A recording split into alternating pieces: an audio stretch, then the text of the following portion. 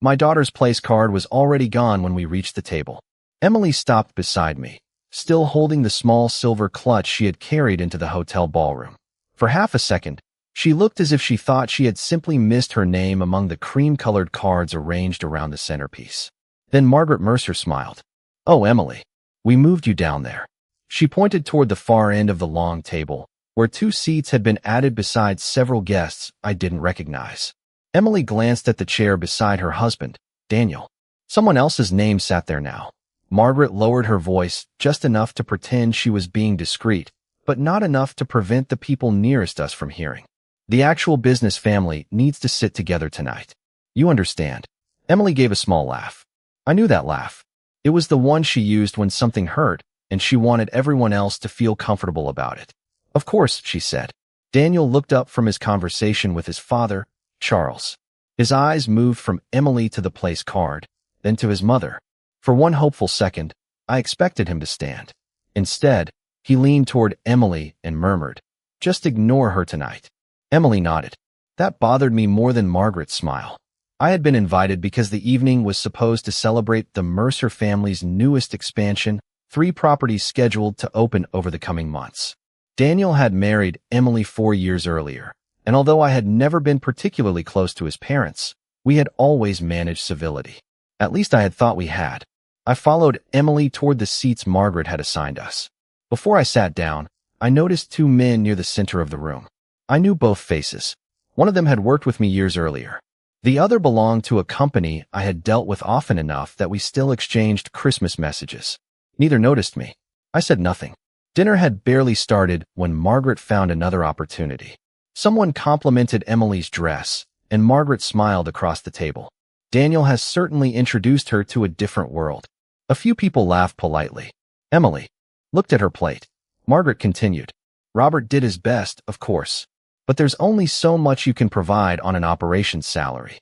My hand stopped beside my water glass. Emily whispered, "Dad, please." So I let it pass. Then Charles stood to make the evening's toast. He thanked the investors, advisors, vendors, relatives, and everyone who actually helped build this future. Glasses rose around the table. Emily stayed beside her plate. My phone vibrated in my jacket. I pulled it out beneath the table. The message was from Tom Alvarez. "Still good to proceed Monday on all 3? I read it once. Then I looked at Charles raising his glass, Margaret smiling beside him, Daniel staring somewhere other than at his wife, and Emily pretending none of it mattered. I locked my phone without answering. Neither of us said much until we were in my car. I had driven less than a mile when I glanced at Emily. She was staring through the passenger window, her silver clutch resting unopened in her lap. I could have asked why Daniel had stayed behind. I could have asked what kind of mother moved her daughter-in-law away from her own husband at a family dinner. Instead, I asked the question that mattered. "How long?" Emily kept looking out the window. "Dad, how long has this been happening?" Her shoulders dropped. "Almost 2 years." I tightened my hands around the steering wheel, but kept my voice level. She told me in pieces. Margaret criticized her clothes when Daniel wasn't listening. Charles made jokes about her job and asked when she planned to do something more ambitious. At family gatherings, decisions were made around her and then presented as if she had agreed. Whenever money came up, Margaret found some way to remind Emily that she had married into a family with more of it. "And you never told me?" "I knew what you'd do." "What would I do?" She finally looked at me. "You try to protect me." There was no accusation in it. That made it harder to answer. "And that would be bad. You'd make it your problem." I didn't want that. I let the silence sit between us. "Does Daniel know?" "Yes." That answer came too quickly. Emily explained that Daniel had seen enough to understand the pattern. Every time she confronted him, he said his parents were under pressure because of the expansion. He asked her to be patient, to ignore comments, to avoid making a difficult period harder. Tonight's "just ignore her" had not been an exception. It had been the strategy. By the time we reached my house, my anger had become something quieter. For more than 30 years, I had worked in procurement and operations. Most of the job had been less glamorous than people imagined. Contracts, schedules, vendors, late deliveries, revised terms, and knowing exactly which promise had actually been made. Retirement had taken away my office. It had not taken away that knowledge. Inside, I poured Emily a glass of water and sat across from her at the kitchen table. What do you want? I asked. She frowned. What do you mean? Not what Daniel wants. Not what his parents want. What do you want? She looked down at the glass. I want them to stop acting like I should be grateful they tolerate me. I nodded. Then I won't do anything behind your back. Her eyes lifted to mine. I mean it, I said. That promise mattered, especially because I already knew there was something she didn't. Months earlier, Daniel had asked for my help finding reliable companies for parts of the Mercer expansion. I had made introductions and helped open conversations with people I trusted. After Emily went upstairs to wash off her makeup, I went into my study. I opened the folder containing the correspondence Daniel had sent me and began reading from the beginning. The first arrangement was there, then the second, then the third. I checked the status of each one carefully. None of the three was fully executed. I leaned back in my chair and looked at the phone I had still not answered. Tom's message remained on the screen. Still good to proceed Monday on all three. The next morning, I went through the documents again. Retirement had taught me that memory was useful, but paper was better. The first arrangement covered commercial kitchen equipment and installation. The second involved regional maintenance and service. The third concerned logistics and supply support tied closely enough to the opening schedule that delays in one could create problems elsewhere. I had introduced the people involved. That did not mean I owned their companies, controlled their decisions, or had the authority to tear up agreements whenever I felt insulted. But that was not what the paperwork showed. The favorable preliminary terms had been discussed with the understanding that I would remain involved informally through the launch. Several messages referred directly to my participation, my experience, and the confidence the vendors placed in my assessment of the project. That was different. My phone rang. Tom Alvarez. I answered. Morning, Robert. Morning. You get my message? I did. He paused. Then I'm guessing there's a reason you didn't answer. There is. Tom did not press me about the dinner. Instead, he asked a question that made the situation more complicated. Are you still personally comfortable standing behind this project? I looked at the open correspondence on my desk. Why are you asking? Charles has been pushing scope. How far? Far enough that I wanted to talk to you before Monday. More service coverage, tighter scheduling, same preliminary numbers. Every conversation somehow comes back to what was originally discussed. That changed the shape of the problem. This was no longer simply about Margaret insulting my daughter or Charles pretending I had contributed nothing. Tom had a professional reason to question whether the understanding behind those terms was still intact. Don't do anything yet, I said. You sure? Yes. Nothing changes until I understand exactly where this stands. After we hung up, I found Emily in the kitchen and brought my laptop with me. I showed her the correspondence. She read quietly. Then she went back and read 2 of the emails again. Daniel told me these came through industry contacts. They did. She looked at me. I made the introductions. But they're talking about you staying involved. That was part of the understanding. Her expression changed slowly. Daniel had never told his parents that. Worse, he had allowed them to sit at a table full of business guests and describe me as a man who could provide very little while their expansion benefited from relationships I had spent decades earning. I could see Emily arriving at the same conclusion. He knew, she said. I don't know what he told them. He knew enough to tell me you were just helping with a few contacts. I closed the laptop. There was a simple move available to me. I could call Tom back. I could contact the others. I could withdraw whatever support I was legitimately entitled to withdraw and let the Mercers discover the difference between a phone number and a professional relationship. But I had made Emily a promise. What happens now is your decision, I said. She looked exhausted. What would you do? I'd give Daniel one chance to correct the record privately. Why? Because once this becomes professional, it may not stay a family argument. She understood. I was not promising consequences. I was making sure she understood that actions taken around contracts, vendors, and reputations could affect more than the people sitting at Margaret's dinner table. Emily picked up her phone. Then he gets one chance. She called Daniel. Can you come over? She asked when he answered. A pause. No. Alone. Another pause. Emily looked at me. Because we need to talk about my father, your parents, and those contracts. This time, the silence on the other end lasted much longer. Daniel arrived 40 minutes later. He came into the kitchen without taking off his jacket. Emily remained seated across from me.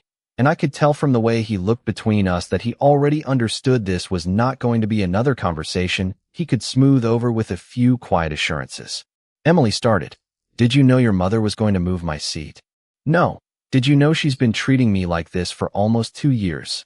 Daniel looked down. Yes. Did you know Dad's involvement helped get those vendor arrangements? Another pause. Yes. Emily's face barely moved. 3 questions. 3 answers. That was enough. Daniel pulled out a chair. Emily, I know last night was bad. This isn't about one night. I know. Then why did you tell me to ignore her? He rubbed a hand across his forehead. Because the expansion is putting everyone under insane pressure. My dad is barely sleeping. My mom is trying to keep everything together. I thought getting through the dinner without another argument was the best option. For who? Daniel had no answer. I stayed quiet until he looked at me. I should have explained your role better, he said. Why didn't you? He hesitated. My dad was handling the business side. That wasn't my question. Daniel shifted in his chair. Finally, he admitted that Charles had been presenting the favorable vendor terms as evidence of his own negotiating ability. Investors and business partners had heard about the pricing, scheduling flexibility, and service arrangements. Correcting the story now would mean admitting that some of those advantages had originated through relationships Charles had not built himself. Daniel looked embarrassed. I didn't think it mattered who made the introductions. Emily stared at him. It mattered last night when your mother decided Dad hadn't accomplished enough to deserve her respect. That's not what I meant. But you let her believe it. Daniel looked toward me. I never asked anyone to praise me, I said. But there's a difference between not taking credit and letting somebody else build a lie around your silence. He leaned forward. If I correct them in front of everyone now, it humiliates them. I looked at him for a moment. So whose humiliation is acceptable? He opened his mouth, then closed it. Emily's eyes filled, but her voice stayed steady. I'm not asking your parents to apologize for being successful. I'm asking you to tell them the truth. Daniel nodded slowly. Tomorrow afternoon, he said. There's an expansion meeting. I'll talk to them before it starts. Emily shook her head. Not just about Dad. You tell them last night was deliberate. You tell them you know this has been happening. And you tell them I'm done attending family events where I'm treated like an embarrassment. Daniel swallowed. Okay. Do you mean that? Yes. I could have called Tom the moment Daniel left. I didn't. I had told Emily I would not act behind her back, and Daniel had been given a chance to correct the problem before professional relationships became part of a family fight. After he left, Emily stood by the kitchen window. Do you think he'll do it? I think he has the opportunity. That wasn't what I asked. No, she gave me a tired smile. I wanted to tell her what choice to make if he failed. I wanted to save her the pain of finding out whether the man she loved would finally stand beside her when standing beside her cost him something. But that choice belonged to her. The next afternoon, her phone buzzed while we were having coffee. She read the message twice. It's Margaret. Emily turned the screen toward me. Margaret had invited both of us to the expansion meeting. The final sentence read, we apparently need to clear up Robert's misunderstanding about his importance. We went. Not because Margaret had summoned us, and not because I needed to prove anything about my importance. Emily wanted the issue settled in the same room where the business story had been allowed to grow. Charles was already seated when we arrived. Margaret sat beside him. Daniel was across the table, looking as though he had slept badly. Several members of the Mercer business team were there, along with 2 outside representatives. Charles did not waste time. Robert, I understand there's been some confusion about your role in our expansion. No confusion on my end. His smile tightened. You gave Daniel a few useful phone numbers. We appreciated that. But the company negotiated its own agreements. I set a folder on the table. I made introductions. That part is true. Margaret folded her arms. Then perhaps we can stop pretending you built the company. I've never said I did. I opened the folder. What I am saying is that several pending arrangements were discussed on terms that included my continued involvement.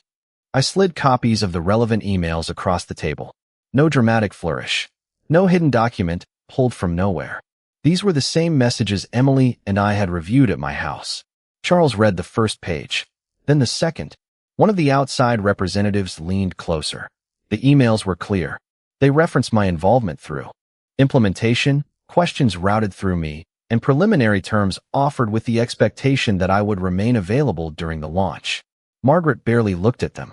"This is unbelievable," she said. "You're trying to make yourself important because you can't stand that Emily married into a more successful family." Emily went still beside me. There it was again. An exit had been placed directly in front of them. They stepped around it. One of the representatives cleared his throat. "Maybe we should pause and verify exactly what's finalized before this becomes something else." Charles shook his head. "There's nothing to verify." Robert made introductions. His usefulness ended there. Across the table, Daniel said nothing. I watched Emily look at him. That silence hurt her more than Margaret's insult. I could see it happen. Then the second outside representative spoke. For what it's worth, Robert's continued involvement was part of why we were comfortable discussing the implementation flexibility we offered. The room changed. Not dramatically, just enough.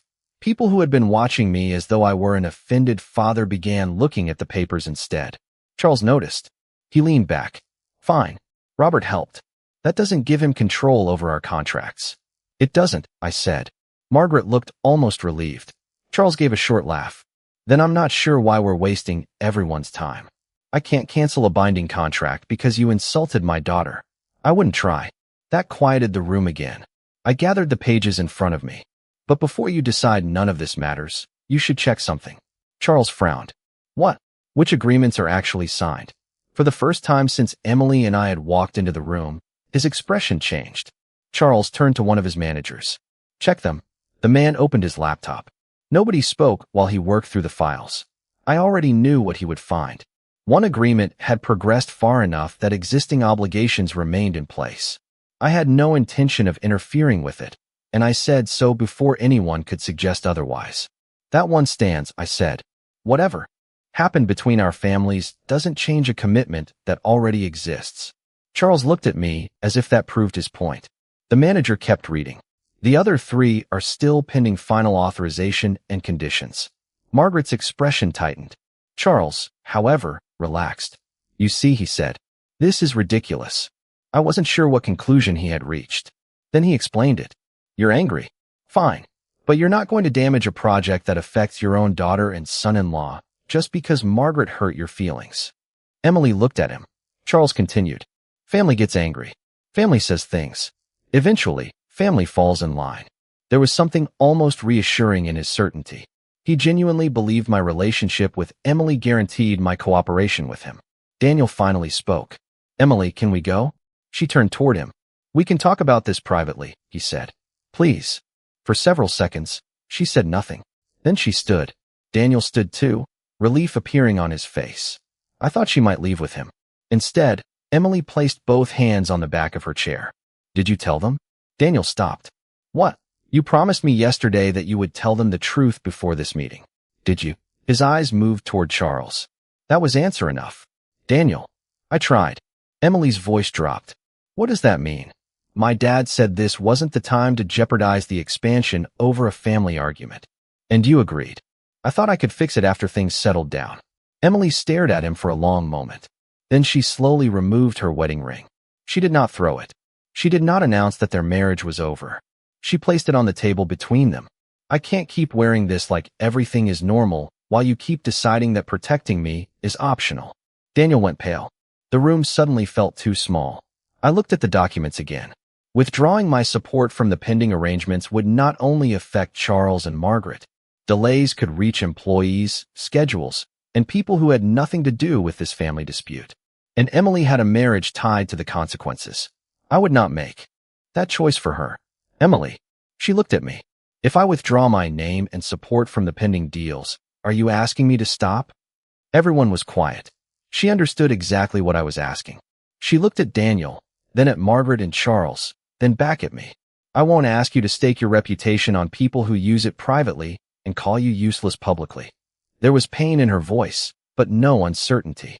Charles gave a dismissive breath. Nobody is walking away from a profitable project over some family drama. He sounded completely certain. Certain the vendors would stay. Certain Emily would eventually forgive Daniel. Certain I would fall in line. I reached into my jacket and took out my phone. I unlocked the phone and called Tom. He answered on the second ring. "Robert?" "Yes." I looked across the table at Emily. She did not look away. "Cancel every contract." Nobody moved. Tom knew what I meant, but I made it explicit. Every pending arrangement that still requires my approval, participation, or support. Anything already binding stays exactly where it is. Understood, he said. And Tom, yeah. Make your own decision about whether your company still wants the project. I'm only withdrawing my name from it. I understand. The call ended. Charles stared at me for a second, then laughed. That's it. That's it. You really think 3 companies are going to walk away because you're offended? I didn't tell 3 companies to walk away. Margaret shook her head. This is theater. My phone vibrated before I could answer. Tom. His message was brief. His company was withdrawing its pending proposal. Without the original working arrangement, and with the additional scope Charles had requested, they were no longer prepared to proceed under the preliminary terms. I turned the phone toward Charles. He read it. His smile disappeared. One of the outside representatives at the table checked his own phone. Our implementation window was based on the original arrangement, he said carefully. If Robert is no longer involved, we'll need to reassess scheduling and pricing. Charles leaned forward. We already discussed the numbers. Preliminary numbers. Another notification arrived. Then another. The 3rd vendor was withdrawing the preferential launch window. They were willing to discuss a new arrangement later, but not under the schedule or assumptions currently on the table. Charles turned toward his project manager. What does this actually do to us? The manager hesitated before answering. We can replace them. Charles looked relieved. Then the man continued. But not on the same timeline. And probably not at the same cost. How long? I don't know yet. We'd have to rebid portions of the work and coordinate the schedule again. Nobody was celebrating. I certainly wasn't. The expansion was not destroyed. The Mercer Company was not ruined. The agreement that had already created binding obligations remained untouched. But the favorable path Charles had treated as his own achievement was gone. He looked at me. Call them back. No, this affects Emily too. Emily answered before I could. What affected me was sitting beside you while your family treated me like something Daniel brought home that never quite measured up. Margaret's face hardened. Emily, that is not what it is exactly what you did. Her voice remained calm. I never needed your money. I never needed your status. I needed the people I married into to treat me with basic respect. Daniel looked at his parents. For the first time, he did not stay silent. She's right. Charles turned toward him. Not now. No. That's what I keep saying. Not now. Later. After the expansion. After the dinner. After things calmed down. Daniel looked at Emily's ring on the table. And every time I said it, I was choosing you over her. It was the sentence Emily should have heard long before that meeting. But hearing it now could not erase the choices that had come before it. Around the table, nobody was looking at me as the angry father anymore. They were looking at the emails, the revised messages, and Charles. I put my phone away. There was nothing else I needed to cancel. In the weeks that followed, the Mercer expansion did not collapse. It slowed down. Charles found replacement suppliers and reopened negotiations on the arrangements that had been withdrawn. The new terms were less favorable, and the schedule had to be adjusted around availability the original vendors had already reserved for other clients. He had to explain the revised opening timeline to his partners. He could not honestly blame me. The emails showed when I had withdrawn my participation. The vendors had documented their own decisions. The agreement that was already binding had remained untouched. Nothing had been destroyed, but the convenience Charles had mistaken for entitlement was gone. I expected that to make me feel satisfied. It didn't. For several nights, I found myself wondering whether I had crossed a line. I had protected my reputation, yes, but I had also taken an action that carried consequences beyond one ugly family argument. Emily noticed. You're doing that thing, she said one evening at my kitchen table. What thing? Deciding this is all your fault. I looked at her. She was no longer wearing her wedding ring. My marriage wasn't damaged by your phone call. She said it without anger. It was damaged every time Daniel watched something happen and decided keeping his parents comfortable mattered more than dealing with it. Daniel and Emily had separated temporarily after the meeting. She had not filed for divorce, and she had not promised reconciliation. For once, nobody was asking her to make a permanent decision quickly. Daniel moved out and began counseling on his own. He also stopped working directly under Charles. I paid more attention to that than to his apologies. Words had never been the missing part. Margaret called Emily several times before Emily finally agreed to speak with her. The apology began badly. Margaret talked about the delayed expansion, the embarrassment, and how far everything had gone. Emily listened. Then she asked, "Are you sorry for what happened to the project, or for how you treated me?" Margaret did not have a good answer. Emily did not punish her for it. She simply stopped pretending it was enough. Charles contacted me only once. His message was short. He acknowledged that he had misrepresented my role in securing the original arrangements and that my involvement had been more substantial than he had admitted. I replied with 2 words. "Thank you." That corrected the record. It did not restore trust. Emily decided for herself how much contact she wanted with Margaret and Charles. I never told her to forgive them, and I never told her to cut them off. That was the promise I had made in my kitchen. Protecting her did not mean choosing for her. Months passed. The expansion continued on its revised schedule. Nobody went bankrupt. Nobody lost everything. The Mercers simply had to finish the project without relying on professional goodwill they had treated as if it belonged to them. Then, one afternoon, Emily called me. "Daniel wants to come to dinner." I waited. "What do you want?" "I think I want him there." "Then invite him." She was quiet for a moment. "He asked me first." "Asked you what?" "Whether he could come. Not whether you'd allow it. Not whether his parents would be comfortable. He asked me." That was small.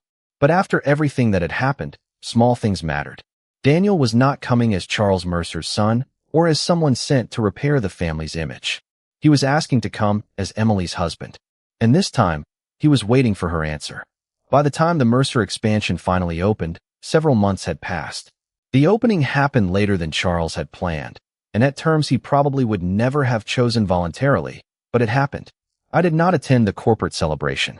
I wasn't making a statement. There was simply nothing left for me to prove in that room. Emily and Daniel were still together, although together meant something different now. They were rebuilding slowly.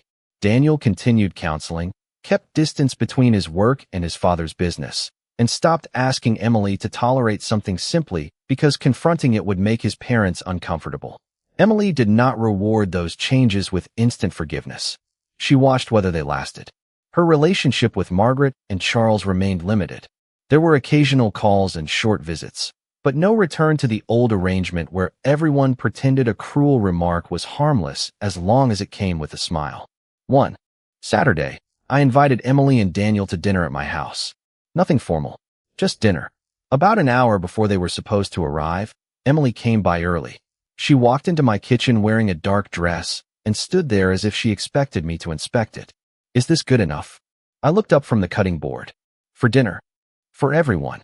The words came out lightly, but I heard what was underneath them. For a moment, I was back in that hotel ballroom, watching Margaret move my daughter's place card away from her husband because the actual business family needed to sit together. Emily had spent too long measuring herself against people who kept moving the line. I put down the knife. "We're whatever makes you feel like yourself." She stared at me. Then she laughed. Not the laugh from the Mercer dinner. This one sounded like her. 20 minutes later, she came downstairs wearing the simpler dress she had originally wanted to wear. Daniel arrived carrying dessert. He greeted me, then looked at Emily. "Where do you want me?" Emily glanced toward the dining room. "Beside me." "Okay." That was all. No speech. No promise that everything had been repaired. Daniel took the chair beside her because she had chosen it, not because his parents had assigned everyone their proper place. Over dinner, nobody mentioned the contracts. Nobody discussed the expansion. Charles and Margaret were not there, and Emily did not spend the evening wondering what they would have thought of her clothes, her job, my house, or the food on the table. At one point, Daniel said something that made her laugh so hard she nearly spilled her drink. I watched her from across the table. Months earlier, I had thought the most important moment in this story would be the phone call. It wasn't. The call had consequences. It corrected a professional lie and forced Charles to finish his expansion without depending on trust he had treated as his property. But it could not fix Emily's marriage. It could not make Margaret respect her. It could not decide what kind of relationship Emily wanted with any of them. Those decisions had always belonged to her. After dinner, Emily began gathering the plates. I noticed the small place card she had made as a joke because she knew I would tease her for making a casual dinner look formal. Daniel's was beside hers. Mine was across from them. Emily's card sat exactly where she had chosen to put it. Nobody had moved it. Nobody had explained where she belonged. Nobody had asked her to be grateful for the chair. She was laughing again as Daniel carried the dishes into the kitchen. I looked at her place card one last time. It was exactly where she put it.